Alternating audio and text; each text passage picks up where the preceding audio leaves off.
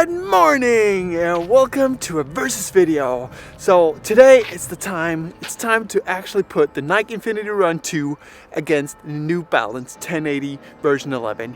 You guys asked for it, so I'm bringing you guys it. I got them both on right now. You can see it right there. Just to figure out how they actually feel compared to each other. Because jumping from one to the other can make some sense, but actually having both on at the same time can sometimes just make me feel a little bit of the difference, and that's kind of good. Well, I'm heading to the car. It's beautiful weather today, which is not normal for a versus video.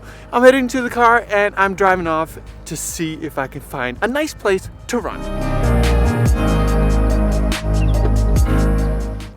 Okay, yes. So, oh, bright sunny day. It's so nice. Look at that, huh? So I have this loop. It's about 4 kilometers long. I'm gonna run one time in the New Balance 1080 and one time in the Nike Infinity Run 2. There's asphalt, there's gravel, there's mud, there's everything, and I want to try it out and see how it fits and how it works and compare them between each other. This is kind of a hands-on approach because I really want to try them on right after each other, not like the day after. Right after each other, because that's when I really feel the difference.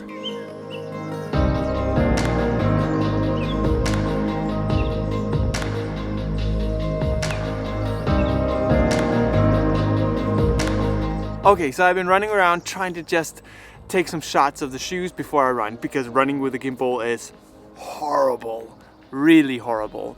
Now, in that time, I've actually tried to figure out what I like about the shoes and what I don't like about the shoes, fit-wise. So let's start with the Nike. Nike is kind of narrow. So it's narrow that it actually fits my foot pretty well, apart from one thing, and that's a big thing. And that's these guide rails around here. They actually poke up into my arch like a ball. And I know it's kind of more of a stability shoe than a neutral shoe compared to the 1080, but it's not comfortable. I have run in so many stability shoes, and this one is by far the least comfortable stability-ish shoe that I've ever tried to wear. So, apart from that, the upper is kind of like static. It's not flexible, and that means that if it fits you, then it fits you well. If it doesn't, it doesn't, and it doesn't feel right at all. For me, it fits okay, apart from that arch. The heel is by far the best feature of this shoe. And then you go over to the 1080, which is the complete opposite. The heel is the worst issue with this shoe. It's so not good for me. Like, it just doesn't fit my foot at all. And other people have no problem with it, but for me, it slips out. When I run, it's not as bad, but when I walk, it's really bad. It's like having no heel at all. It's like having slippers on. Apart from that, really nice and airy toe box. It's better than last year, and around the arch it actually tightens a lot, and it feels nice when running, but it feels a little bit too much when walking around. So it feels like a really tight slipper that just doesn't hold around the heel. So far, I'm not a big fan of either of them. But running wise, let's see if there's a difference.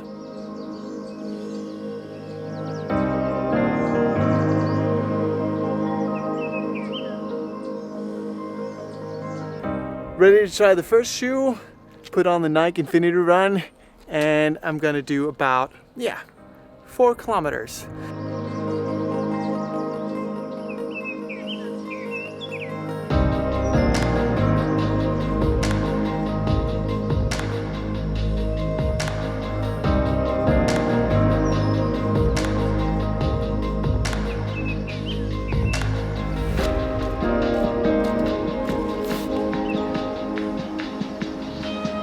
Okay, first lap done, 4 kilometers, Nike Infinity Run 2. It's good. It's just not very exciting. It's like running on a good foam that does not invite you to run fast in it. It's like a long run, slow pace shoe that kind of doesn't excite me. So Next run is 4 kilometers again. It's the 1080. Let's see if that one can excite me a little bit more.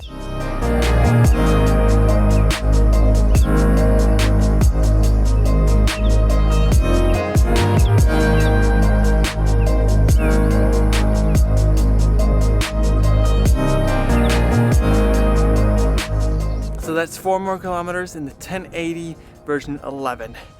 And I had a little bit more fun here. So it felt like I could get into a groove much easier. It's easier to run with, it's lighter, it's a little bit lower, so it doesn't feel as clumsy.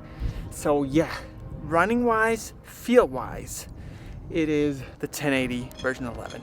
Stability is a different thing. Infinity Run 2 is more stable, but only a tiny bit because it's a lot taller stack-wise. Even though it has a wider platform and the guide rails, it's not particularly more stable. It is more stable, but not like a crazy amount. So I'm saying it's more like a neutral stable shoe, and the same thing with the 1080, but just a tiny bit less stable.